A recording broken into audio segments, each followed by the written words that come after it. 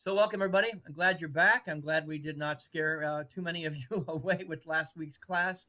We learned so much from the technical aspects. Again, the Unity North staff, Diane and Nicole and Brandy and Julie did wonders behind the scenes, did a really good job.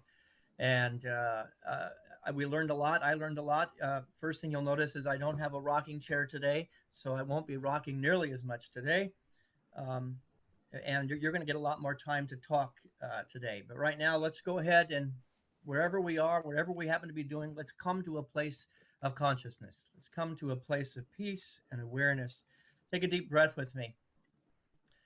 And with that exhale, we allow ourselves to be fully and completely present to this now moment, to be fully present to the beauty of each person in this class, to be fully present to the divine light that is expressing as the wisdom, as the insight, the intuition, and the love that is expressed here in tonight's class.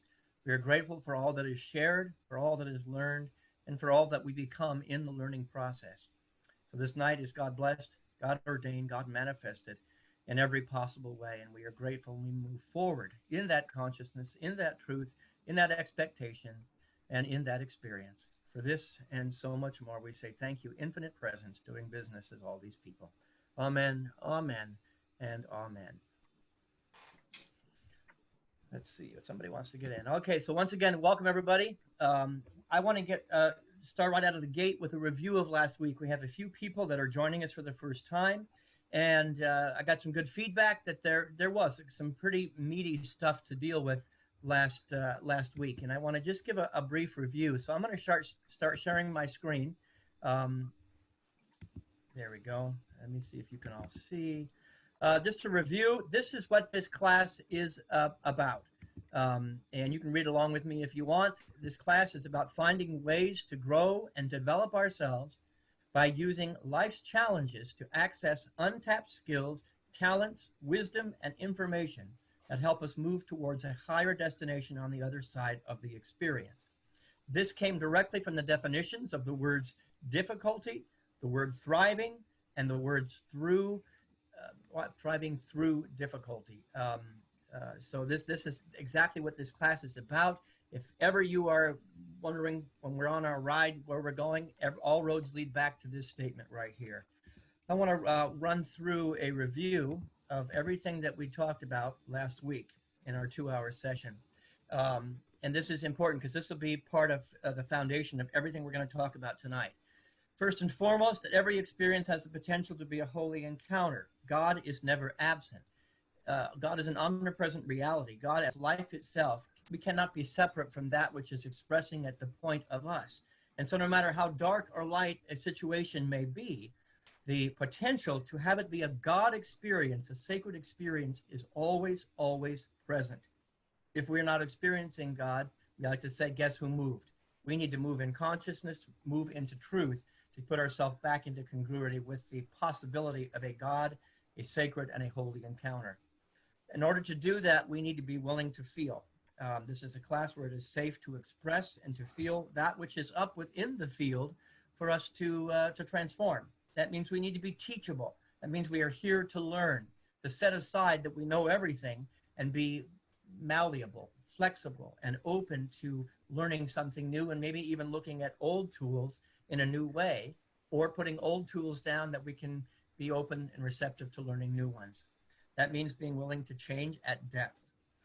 To move through difficulty. Difficulty is a sign that we are on the edge of our growth and that we are about to be in a metamorphosis process of becoming. That means there must be a willingness to change and to be authentic with ourselves, to be real with ourselves. If we're going to transform to become more of who we are meant to be, we're going to have to be willing to do all 4 of those things.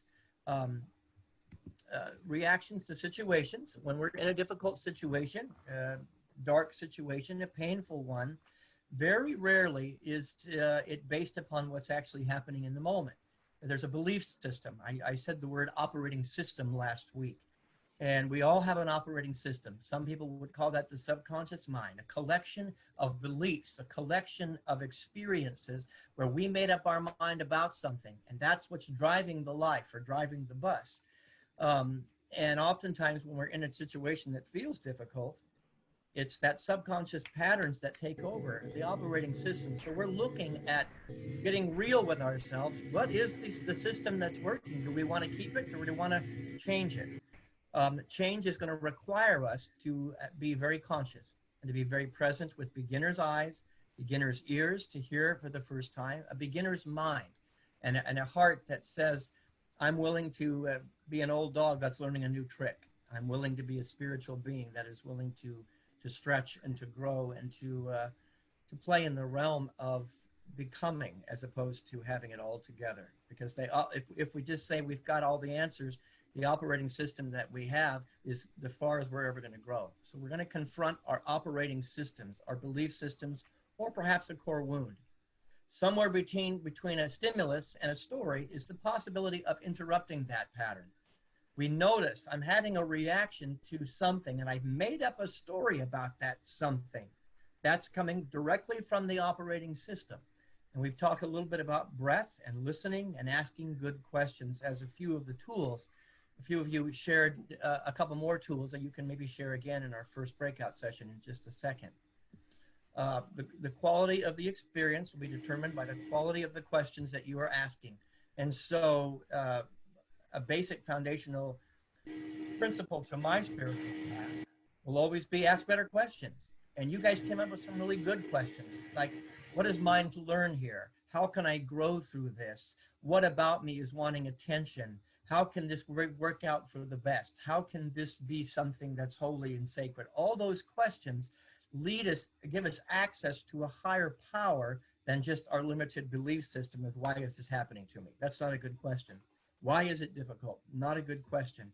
Who am I called to be in the midst of this is a great question, because it allows a revealing of who you are meant to be, to emerge and to expand. I think one of the most complicated things from last week was around the Bible, and I used the Bible as a historical document displaying the evolution of human consciousness, the journey from Adam and Eve consciousness, which is life happens to me. This is a victim consciousness. Many people in a difficult situation are complete and totally a victim. Life's happening to me. I have no control, which we're going to talk about today. I have no power. Through Moses consciousness, life happens by me. Moses, just for real quick reference, was I got to do it all myself. I'm responsible, and it's me, myself, and I'm gonna make this happen. As we know, Moses never made it to the promised land because he was doing it all on his own power. Move ahead, John the Baptist was beginning to partner with a spiritual power. Myself, but there's a power greater than me that's happening here, a spiritual and a human partnership working together in a great dance. This is life happens through me, but there's still a sense of separation, a sense of there's God and me. There's spirit and truth and good and light and love and me, a separation, which takes us to the Christ consciousness. Life happens as me. I have complete and total responsibility at a spiritual level as well as a human level. That was kind of a drive-by right through what we talked about towards the end of class last week, and there were a lot of questions that came up. What is the difference between life happening by me, which is not a horrible place to live, but it can make you very tired. You can wear out pretty quickly, and life happens as me. I think there was a clear indication of what a victimhood is. Life happens to me. And so we're not going to spend too much time on that. Homework from last week is what is the difference? Because this is a huge difference that is important to understand. Life happens by me and life happens as me. One will bring you to a holy encounter, a holy experience, and one will not. And so we're going to put you into groups. The groups are going to be a little bit larger today. And you're going to have 10 minutes in your group. And there's going to be somebody in there who has been chosen as a facilitator to keep the ball rolling so those dialogues can remain rich. So we're going to break you into groups right now. And that is the question you're going to answer. What is the difference for you? So.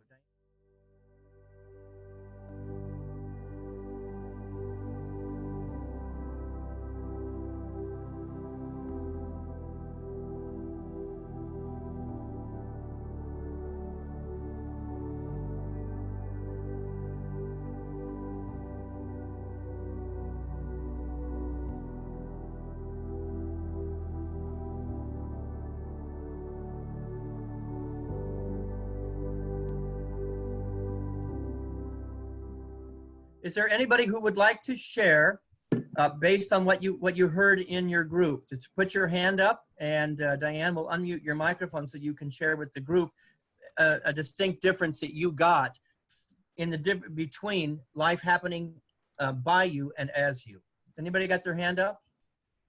Hi, I was saying that life happens through me is more of a learning experience, as opposed to life happens has me is more egotistical. So, and that I learn more as life happens through me, because I am, I'm here for a reason, and to see the beauty in all, and then everything that happens is happening to guide me and to teach me and to involve me and to actually evolve life.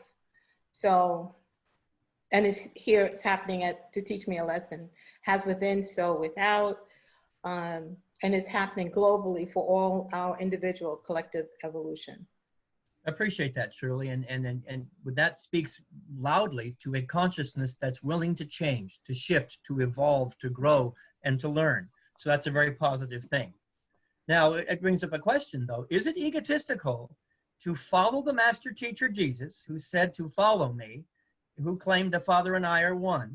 Is it an egotistical thing? And that's a very real question, to say life is happening as me, and maybe the next step is life is happening as all, and me as one with all is the next level beyond even a Jesus consciousness, is a Christ awareness that I'm connected to all and that we're all in a growth and learning process.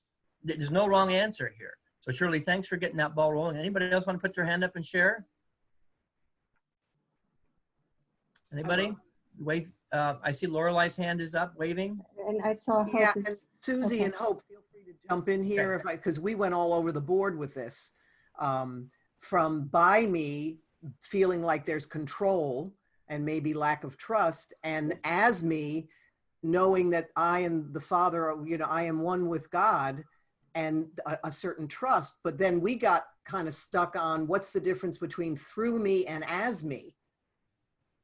And then is by me not a good thing, because when you pray, move your feet, right? Moving your feet would be a certain by me, but unless it's got to be the way I see it and no other way. So we went sort of all over the board. So the correct answer is the one that works for you. Could it be that at any given moment we are called to be so awake and aware that this is what's sometimes when it comes to a situation that might be dangerous, by me is exactly what's needed. I'm going to take charge and keep myself safe. Living there at all times might not be the best way to live, but could it be, again, being malleable, teachable, open, and receptive to go with the flow and flow with the go, as Dr. Beckwith would put it, to be completely open to that. And the only answer that matters is the one that works best for you. But we do have agreement that life happening to me is really powerless.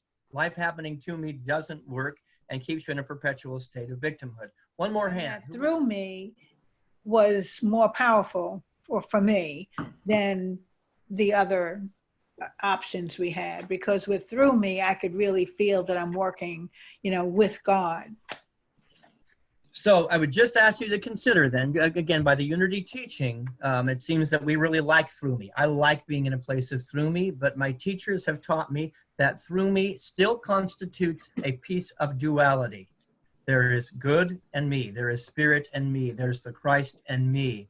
And Jesus taught us that we are the Christ, and that there isn't a movement that it doesn't mean we don't quit evolving. We don't quit learning, but it's at the point of us as opposed to separate from us. Just consider that. As I'm working on finding my screen, it was the difference between a translational or a transformational spirituality. And that's when it comes to difficult times, it's really important that we recognize the difference. Translational spirituality means I'm all about changing the world. I'm about changing the environment. I'm about using these spiritual principles, these truths, this power placed into our mind and into our spirits to affect the reality. And translational is about changing the effects. I'm in a difficult situation, and in that difficult situation, let me see if there we share my screen now. You probably can see it now. I'm changing the experience. I'm changing the environment. That's one way to go about it. And a lot of New Thought people approach spirituality from that place. I will be fine when. I will be okay when this changes. And transformational means I'm about changing me, not changing the environment, but changing me first. As the cause of the experience, I'm changing me. I use spiritual principles to shift my perspective, to put on a different pair of glasses. And what I wanted to put out there today for you is the difference between happiness and joy. I talk a lot about this usually around the holidays. Happiness is based upon a translational spirituality. Happiness is a circumstantial thing. It's an energy of, I'm happy because all things out here are working the way I would like them to work. They are the way I would design them. Where joy is more relational. So I say that happiness is circumstantial, joy is relational. To what? To the presence of God that I am, to the presence of spirit that is expressing at the point of me. That's a transformational spirituality. I then morph to be more Christ-like and less Richard-like in the difficult situation because I am the cause of the experience I am having. Now, as a result, I change me. It does change the effects, but we are a religion. And so when we are in a transformational place, the joy that we are seeking can be. I want to give you a quote from Joe Dispenza. Can you all see it? Just put your hand up if you can see that on my screen. Okay, I hope it's big enough. Can you accept the notion that once you change your internal state, you don't need the external world to provide you with a reason to feel joy, gratitude, appreciation, or any other elevated emotion? What Joe Dispenza is clearly saying there is you are the point of power, of creation, of God, of Christness, of light, of goodness, and that you can be in the same situation and feel miserable or feel joyful. You can feel gratitude in the midst of the dark night of the soul based only on your consciousnness, not on anything outside of you. And so one more quote I want to give you, Tony Robbins is in the same, I don't have Tony Robbins on there. All right. Tony Robbins said this: I've come to believe that all my past failures and frustrations were actually laying the foundation of the understanding that has created the new level of living that I now enjoy. Once again, all roads are leading to a place of joy, and that every situation that Tony Robbins found himself in, that you find yourself in, can be used through a transformational mindset, a transformational spirituality, that you don't have to change anything on the outside to grow.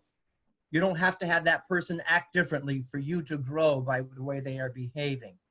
And so I'm going to ask you guys to go into groups again, and I want you to discuss this difference for you and to be really honest and open with yourself. Has your spiritual path been about changing circumstances, changing your relationship to the darkness, the evil, the bad, the behavior on the outside, or has it been about changing yourself so that the difficulty can be transformed right before your eyes? And do you believe, whether it be quarantine, whether it be a loss, a diagnosis, a death, a firing, a bankruptcy, that you can have joy in the middle of that situation, and that finding the joy becomes a component to shifting the situation? That if you can't find the joy, that nothing's going to change on the outside. The cause, we must be the cause and not deal with the effects. Diane's going to put you into groups again, and I want you to talk about your spiritual path as translational or transformational.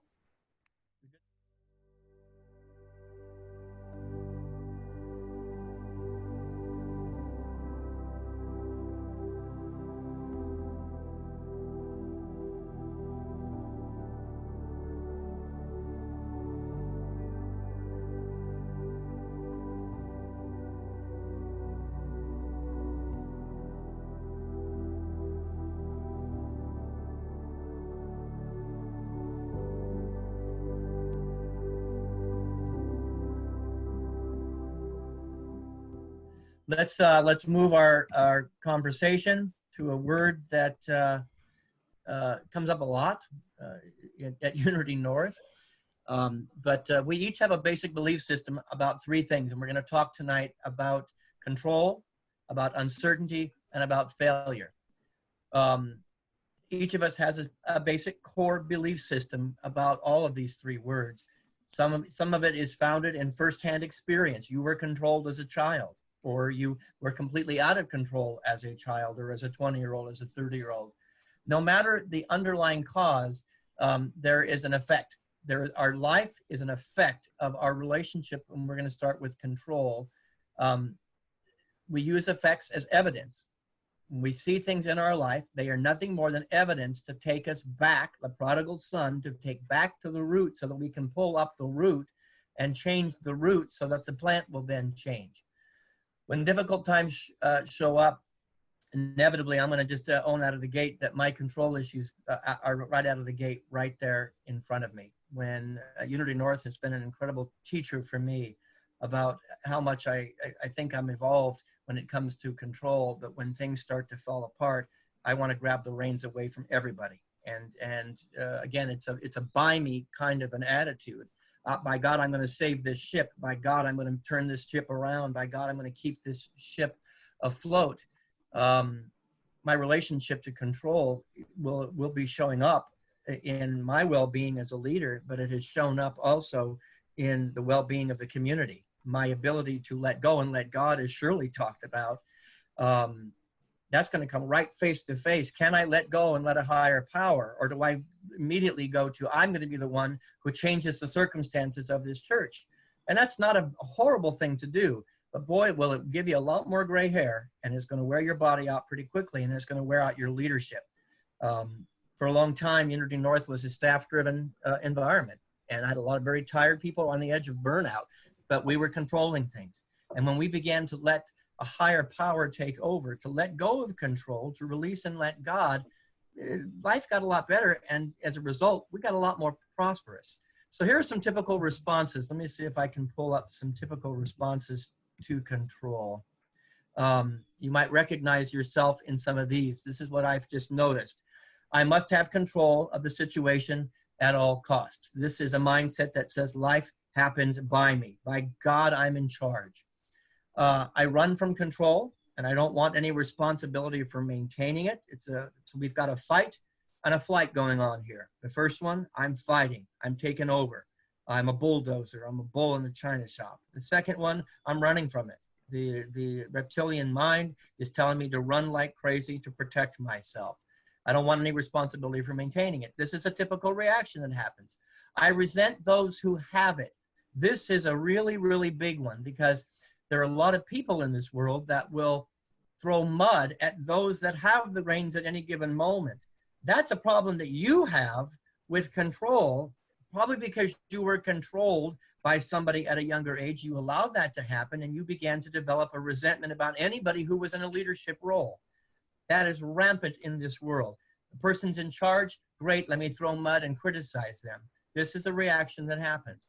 I don't deal well with not knowing who has control. Right now, let me tell you, in our environment, it is a difficult situation for the entire planet, because there's a lot of information out there and nobody really knows who's in control. Are the politicians in control? Or is the medical establishment in control? Is the spiritual world in control? And we've had churches that say, by God, I'm going to take control. I'm going to open up no matter what the government or the medical establishment says. So we don't do well with that uncertainty, which we're going to talk about in part 2 of this second part of our class. Blame. I noticed there's a lot of blame that looks a little bit like I resent those who have control. This is a very typical response, and it is a response that comes from a mindset that says, I feel powerless. I don't have any power, and so I'm going to start blaming everybody. Who's to blame for this difficulty? Let me blame God. That comes up a lot. Let me blame God. Let me blame my brother, my parents. Let me blame somebody. This is a response that happens to difficult situations where I either don't have control or I need to take control by blaming somebody. And then, of course, what I think is up in our world right now is too many people have control, and thus no one does. I don't know about you, but as a child, I've seen it a lot where two parents are not on the same page and they have very different opinions, and the kids suffer the consequences. So there's a sense of fear that begins to take over because nobody's grabbing the reins. I've seen it in meetings, in staff meetings, where I recognize the environment wants me to take control because nobody has control. So there comes a time where I need to absolutely grab the reins. I've been appointed the leader. I'm being paid as the leader. But I have to be very mindful. When is it that the environment is calling me to take control from a place of my own self-control, or when am I just grabbing it because of my own ego's need to control the situation? And I want to just remind you of the etymology of the word problem from last week, and that is to propose a question. Problem, its original intent was to propose a question.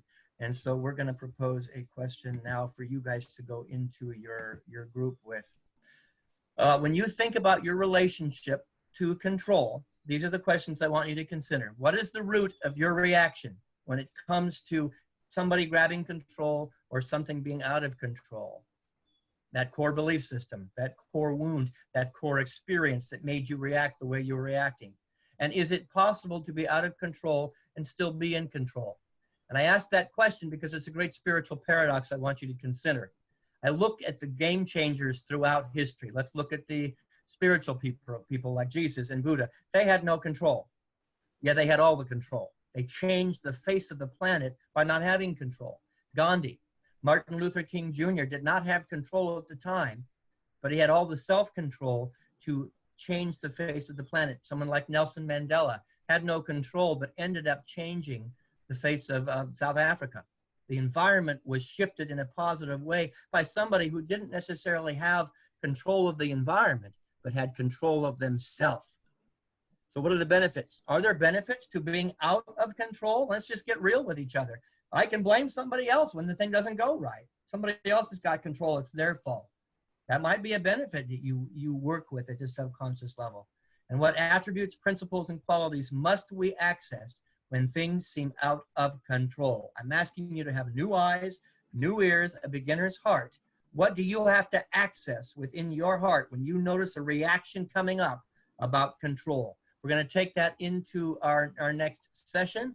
And I'll ask a couple of you to share very honestly and vulnerably when we get back. But our next group session, I want you to consider these questions.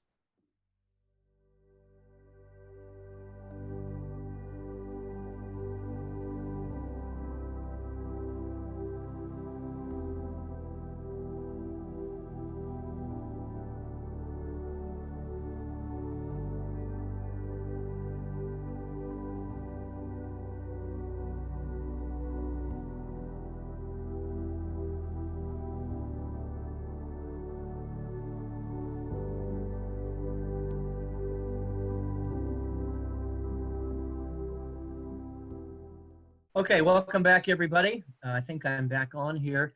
There was a really good dialogue in my group, and I just wanted a couple of things on my notes here that I wanted to, that kind of came up in that group. But what I wrote is that usually with many of the typical responses, God is not involved in the decision-making process. When difficult things happen, tumultuous energy starts to come up, where is God involved in the decision-making process? That determines whether what is happening is going to be a holy encounter or is going to be a place of resentment. The need for control is always going to come from somebody who lost it at some point. But the reality is we need to lean into the mountain. I will say this a number of times when we come to uncertainty today. We need to return to the mountain where we realized we could collaborate. Collaborate was a word in the group that I was in. Partnership. And that partnership has to start first and foremost with the presence of God. The examples that I used earlier, Jesus, Buddha, Gandhi, there was a power greater than them that they had to lean into, a collaboration with a spiritual power, thus a transformational energy, life happening as me, a partnership or through me, as opposed to me, myself, and I, which is a by me kind of attitude. And joy will always come when there is a partnership. The happiness, the joy, the elation will only come when there is a partnership with that higher power. The spiritual paradox, I want to hear this, repeat this again because it's vitally important. The person most in control is usually the one who most easily gives up control. The person most in control of the room, and I bet you've seen people come in and totally transform a room. They weren't the ones up front. They weren't the teacher. They weren't the one leading, but they walked into the room because there was an energy field that they were operating at. Suddenly everything in the room shifted. It's a great paradox. But when I let go, I let God, I let that higher power, I let the Christ of my being take over, and I don't need to control it. I actually am controlling more of what's going on in the field. And that comes down to the word self-control. Where is my self-control? Big S self, not my little s self, my big S self is leading. The Spirit is leading here. Because the reality is, we know this, we have no control over external circumstances.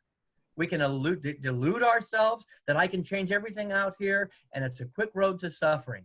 The only place I control is my big S self. Am I connected to the divine essence of who I am? The operating system that is walking into the room that I have the greatest power to influence. Does anybody want to comment from your group? Put your hand up, wave your hand, or put your hand up in the chat so that Diane can unmute you. Is there anybody that would like to speak about what happened in your group before we move on?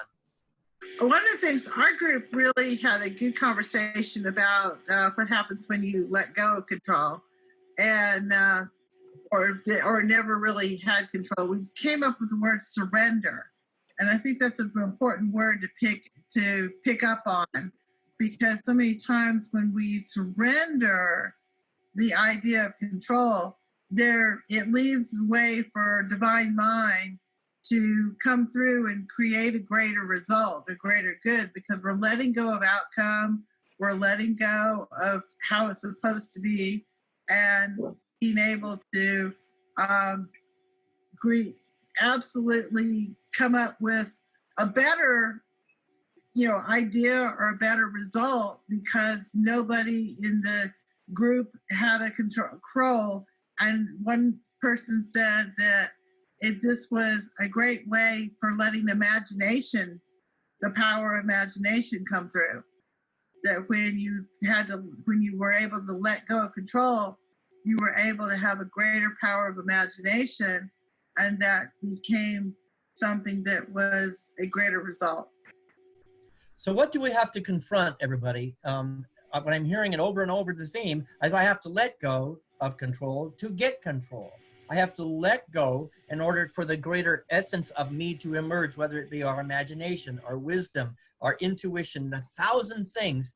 That it's counterintuitive. What do we have to confront, or what do we have to face in regards to that situation? Because it makes no sense to the human mind. The human ego has to be confronted. The basic belief system that we took on, the idea that it is probably somewhere in the midst of it that he who has control wins and he who does not have control loses. That's a system that is absolutely running rampant in our human culture right now, and it's a design by the human ego. We have got to confront our own human ego that says by letting go of control, I gain control. Anybody else want to share? I have to let go of fear, because as long as I'm in fear, then I'm going to stay in control, because fear drives me to want to be in control. And when I can let God be in control, then my life goes much, much better. But I can't go there as long as I'm in fear, because that's what drives the control for me. Let me ask you a question, because you brought up a really good point, Kathy. Is fear a tool and a mechanism to keep control? Absolutely. Go ahead. Yeah, I mean, for me, I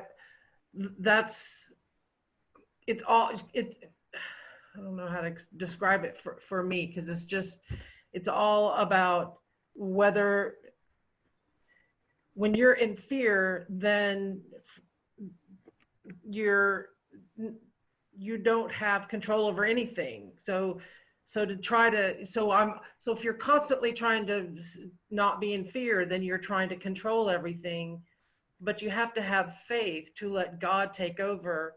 And so there's this element of being faith-based or fear-based, and and it's a balancing of scales. So the more fear-based you are, the more you're trying to control, and the more faith-based you are, the more you're letting go and letting God be in control.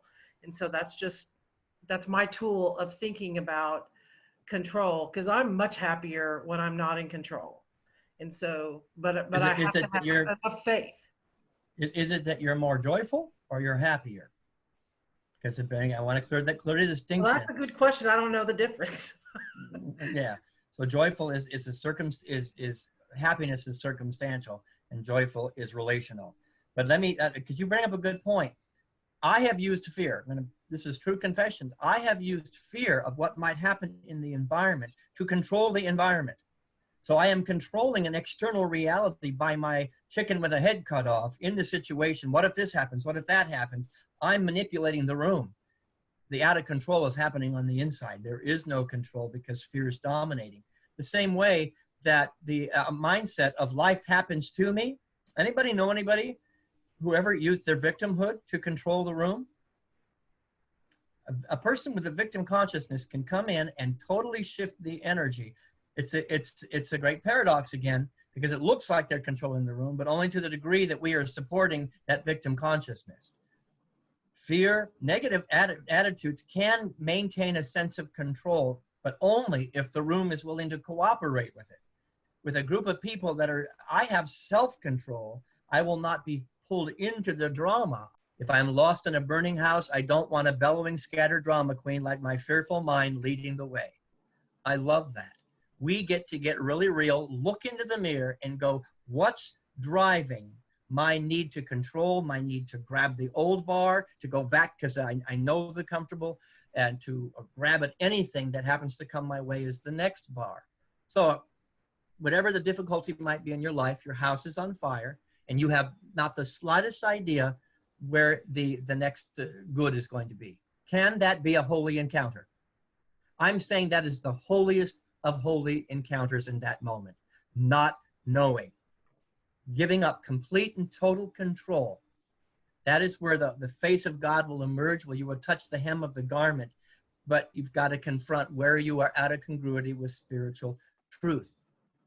I ask you to return to the mountain. A practice that I use is that a time in my life where I knew that God was there. No matter what was going on, I knew I was okay. I knew I was safe. That's the part of yourself you want to access. That's the part you want to get to. That's the God essence that is really alive and joyful in the midst of the mystery. Not happiness. Happiness says, I've got a bar. I know where I'm going. Happiness says, I'm going to go back to where I was. Joy is, I am so one with the infinite presence of God that this moment is holy. The drama queen's not leading. The infinite power and presence of God is leading. And so I'm asking, this is what Tama says about returning to the mountain. Think of a time when things worked out for you. That same supportive, astonishing intelligence is with you now. The presence hasn't changed. Our basic presence, our basic premise of the class is God is always present. God cannot be absent from any situation other than in our own consciousness and our own belief system. That presence that was there in that miraculous moment of your life, go back to that moment and access that knowing, access that spirit, access that peace. Think of that time and let it live in the cells of your being, because it's an internal look, not an external look. Out here, it's difficult. Out here, it's chaos. Out here, it's not knowing.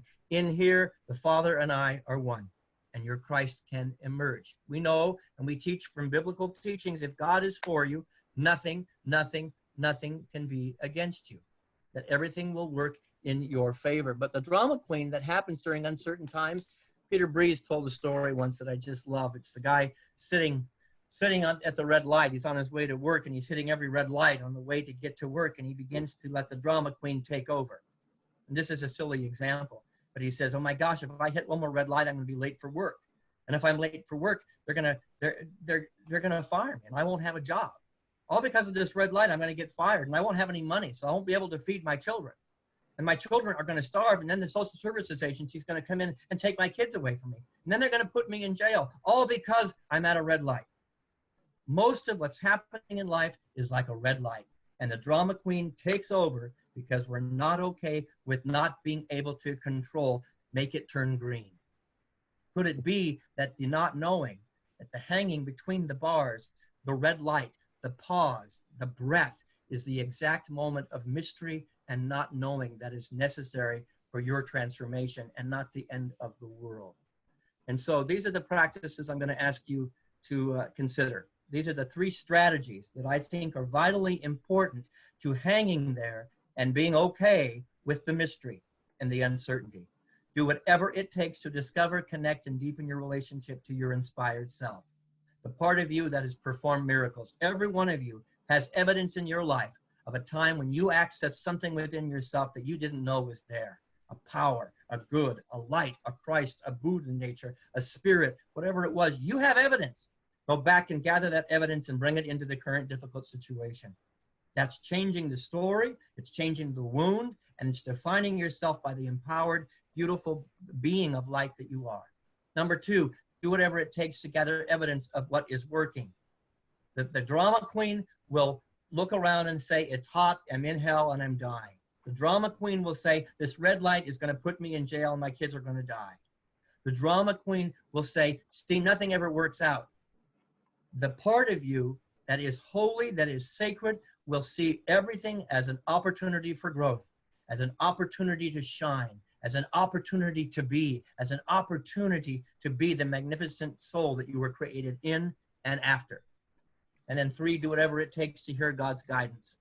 I don't care what your system is, meditation, prayer, mowing the lawn. I'd like to get my hands into Mother Earth. I can hear God's guidance when I'm working with the soil. Find God's face and touch God's heart. Let's see, we're going to take that into our next group. But here's a couple of quotes that Tam McKeeves, I didn't put up on your screen. I can always reach for greatness instead of familiarity. I want you to hear that. In difficult times, too many people grasp at the familiar. They're trying to find that old bar. I can always choose comfort in the lifetime over comfort in this moment. That is the difference between a translational and a transformational spirituality. She also writes this, I know you must want to get through this time. When you're hanging there, I just want it to end. Make it go away. But I want you, she writes this, I want you to woo this time. Don't rush, because nothing that is yours is a matter of harried timing. I want you to feel that. Picture a time in your life, or maybe it's right now where you're hanging there, you don't have any bars, you have no control, it's uncertain. The God essence of you is about to be born to a greater degree if you allow it to be. We're going to go into a breakout session now. Which of those 3 do you feel is your strong suit? Which do you feel is your weak suit? So look at those 3 strategies. Where is there a need for growth? Be honest with yourself, be authentic. I need to really work here. Share it with the group. And where do I shine?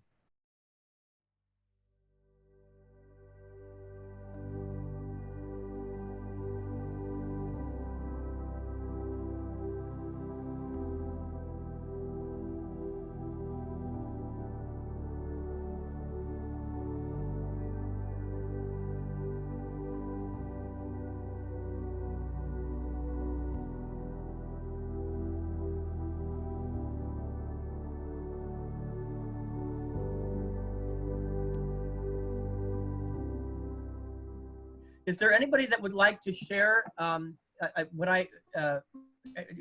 you think about that?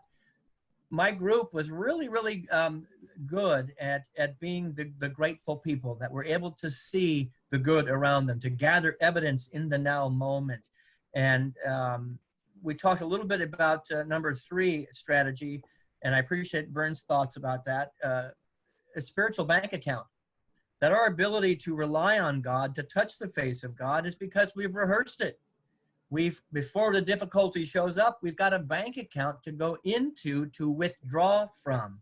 So could it be that our ability to see the face of God is dependent on what we're doing when everything's working great? Do we have a system? Do we have a new operating system that we are working when things are working? Or do we go unconscious? When life is happy and joyous and full and rich, are we actually tending to the operating system so that when life falls apart, I've got a new system and not the old one that's taking over. There seemed to be a lot of understanding that being comfortable with uncomfortable allows creativity to emerge, which I thought was kind of really interesting. How good are you with failure? Just a couple of ideas that I'm working with, because sometimes failure is one of the most difficult things that we deal with. And out of the gate, I want to tell you that you're not going to escape this human existence without failure. We're all of an age, we probably know that. That's a big duh. But the reality is, do we know it integrated that when we're failing, it can be something wonderful to learn from? You're not going to avoid it. And how you respond to failure when it happens in your life will either build your life or ruin your life. It's going to tear down or build up, because all the power of your reaction is in your reaction. And I wanted to explore how you were raised. You know, we're not blaming parents here, but our parents did the best that we could. Our teachers did the best that they knew how. But there are different things that we learned that got accepted into our subconscious mind as our relationship with failure. Parents, there are parents that a kid falls, a kid fails at something. It's, oh, poor baby. Oh, you poor, poor baby, come to mama, let's cry it out. This wasn't fair. This is a typical response that a lot of parents have. And this teaches us, it teaches a child that life happens to them. Poor baby, you're a victim of what happened to you. And so you learn a victim consciousness, life happens to me. Another reaction, and one of my pet peeves, is the participation trophy, so that nobody feels bad. Everybody wins. And this is a culture that's emerged in the last 30 years. And this teaches us to avoid failure. No, failure is bad, so avoid it at all costs. Everybody gets a participation trophy and nobody wins. Competition is sometimes a very good thing for advancement of our spiritual path, of our divine nature, because we strive to be better.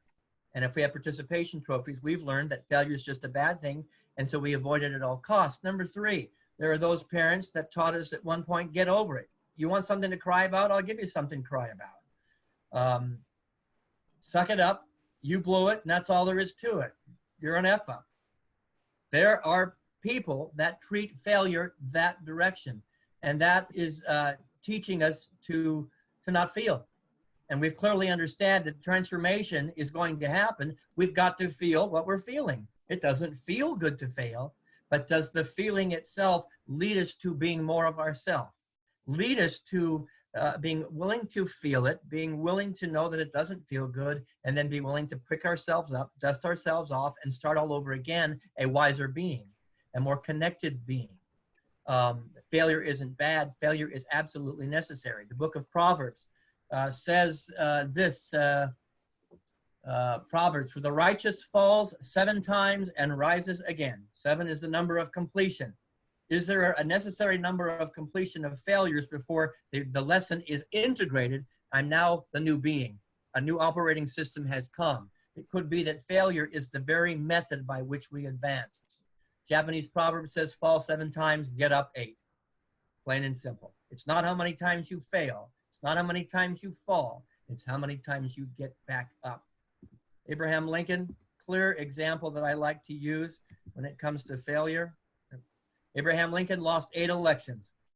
He failed twice in business, and he suffered a nervous breakdown before he became the president of the United States. Your failures are probably insignificant compared to what Abraham Lincoln went through, who changed the face of the planet. So is it possible, I want you to consider now a corner of your mind, to look at failure with a new mindset, one that says, I'm grateful for what I have learned here and will apply it to my next experience. The difficulty that failure brings to the forefront means I get to confront something within myself that is wanting to grow, that is wanting to stretch, that is wanting to become. So failure becomes our teacher. And just like uncertainty, losing control, and change happening, we're going to talk about change next week. It's that's the very best thing necessary for your spiritual path. So I want you to treat failure as a mentor, not a monster. And I'm asking you to hug the monster. Difficult times often are the result of a failure, of a system, of an individual, of a thought, of a family, of a work environment. It's a collective result of a failure of a government, a failure of protection. When failure is viewed as a mentor, it provides us with a valuable education, provided we maintain a student mentality. Out of the gate, last week we talked about it. I must be teachable. I must have a student mentality and not a victim mentality. I cannot be taught in the midst of failure if I think I know everything. If I'm not willing to be vulnerable and look at where I can be in greater congruity with the Christ essence. This requires, again, beginner's eyes, beginner's mind, and a beginner's heart, a student mentality. So I'm asking you to, instead of treating failure as the big bad wolf, to talk to it as if it was an annoying person who brought you something, got under your skin. And I want you to say this: thank you for the lesson. I really appreciate it. You've been most helpful. Our time together is now complete. I am now ready to move forward. You may go now. Thank you. I've seen too many people take failure and live that failure the next day and the next day and the next week and the next month. So their whole life is defined by the failure and not the good that came from the failure. And so this is the final question, the final breakout group. And our Diane, if you can only make it 6 minutes, that would be great.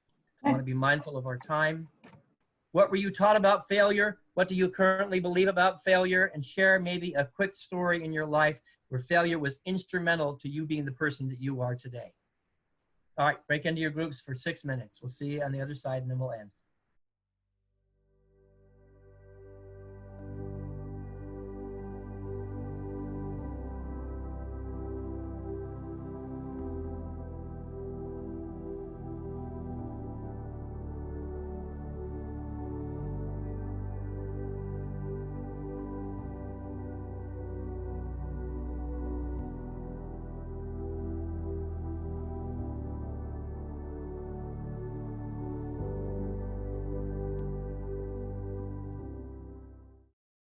Helen Keller is one of my all-time heroes, and this is what she said: the marvelous richness of human experience would lose something of rewarding joy if there were no limitation to overcome. The hilltop hour would not be half so wonderful if there were no dark valleys to traverse. I want you this week to spend some time with looking at self-examination, taking a stock and inventory of your relationship to control, to uncertainty, and to failure. And there will be times when you're going to say, I failed in keeping control, self-control. Good. That's a moment of growth and learning. And what I'm inviting you to do, that no matter what is coming up this week in those 3 areas, to let every voice but God's be still in you. Let every voice except your divine essence be still and be quiet, that you may listen to something that is going to be the greatest education that you will ever have. And so that's kind of the homework. Here's what I put up there on the screen. When you find yourself losing self-control and you're uncertain of how to get it back, own the momentary failure and apply everything that we've talked about here tonight.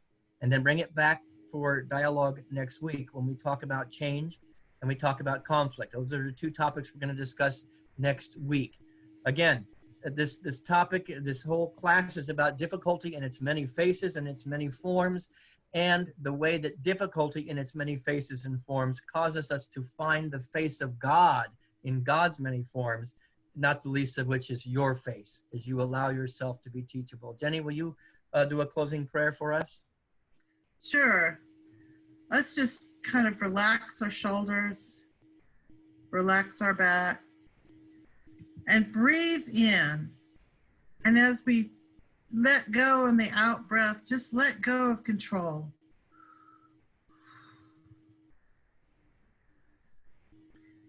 And actually breathe into the gift of uncertainty, not the fear. Breathe into the fact that the unknowing brings us into the great unknown, brings us the answers, brings us the confidence, brings us the surrender to divine mind. And we look with appreciation at the failures we've had in our past and know that they are gifts too. and allow ourselves to breathe one more time and gently release the tension, the stress, the pain, and know we are one with God, with each other, always. And so it is. As we slowly relax into this evening, we go with confidence that we are able to thrive through difficult times. Amen. And so I'm asking each of you again that Helen Keller quote, again, the word joy is there. I chose quotes from my heroes because it had joy. I'm asking each of you to find joy in this dance with these three topics and the adversity and the difficulty. I want to let you know that Unity North made a decision today. We are not going to be opening up until the 1st of July. So this is going to continue for a while. Find ways to dip into your spiritual bank account. Find ways to bring joy up, that when we are finally back together in the same room at the same time, we are not the same people. That this difficulty and this time of stress and this time of uncertainty has been the greatest educational process that will not only propel your life to its greatest magnificence, but our community to the greatest magnificence. I thank you all for being here tonight. Change and conflict next week. And so I'll send the slides through Nicole to each of you on Sunday or Monday. Thanks for being here. Have a beautiful night.